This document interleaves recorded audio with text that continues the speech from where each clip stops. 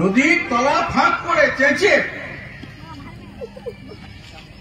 মানে দু কুল ঘেঁষে সব চেঁচে চুচে ফাঁক সাফ করে দিয়েছে।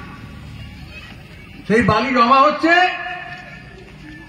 এই যে আমার ভাইপো কামাল আপনাদের কাছে বক্তৃতা করছিলেন, কামাল বলো না, সব বড় বড় ডাকাত হয়ে গেছে, নতুন সব নব্য ধনী হয়ে গেছে, রাতারাতি ধনী। এসব বালি লুটেরা, মাটি লুটেরা। তারপরে আরেকটু এগিয়ে গেলে বীরভূমের পশ্চিম দক্ষিণ প্রান্ত কিছু কয়লা টয়লা আছে। কয়লা অজয় নদী পেরোলে ওদিকে পাণ্ডবেশ্বর, রানীগঞ্জ, ওদিকে লাগো একেবারে ঝাড়খণ্ড পর্যন্ত কটিয়ারিতে। তাহলে এই কয়লা, বালি, মাটি সবই হচ্ছে প্রকৃতির সম্পদ।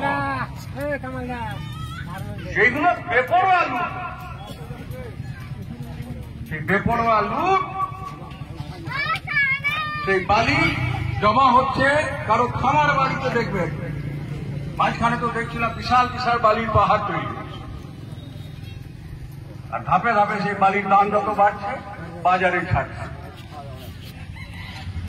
এত সস্তায় রাতারাতি বড় লোক হওয়া লুটের কীর্তন, এ তো এই আমল ছাড়া আমরা বুঝতেও পারতাম না যে মাটি নিচে এত টাকা হতে পারে, বালি নিচে এত টাকা হতে পারে, তাই না? তো সে নয় বুঝলাম করে কমবে খাচ্ছে সব, কিন্তু তারপরে কি, এই যে আমাদের জেলা সদরে যাবেন, এই পাইকর থেকে যদি সিউড়ি যেতে হয়, সিউড়ি ঢোকার উপায় নেই। কেন বলুন তো? তিলপাড়া ব্যারেজ ধসে পড়ছে। ছবি দেখেছেন অনেকে, বর্ষার মাঝখানে কিভাবে তিলপাড়া ব্যারেজের তলা বড় বড় থাম বিশাল বিশাল ফাটল ধরেছে।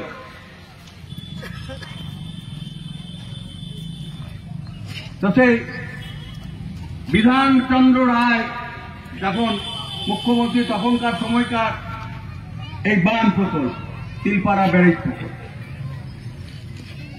তো দিব্যি ছিল ঠিকঠাক। আর তখনকার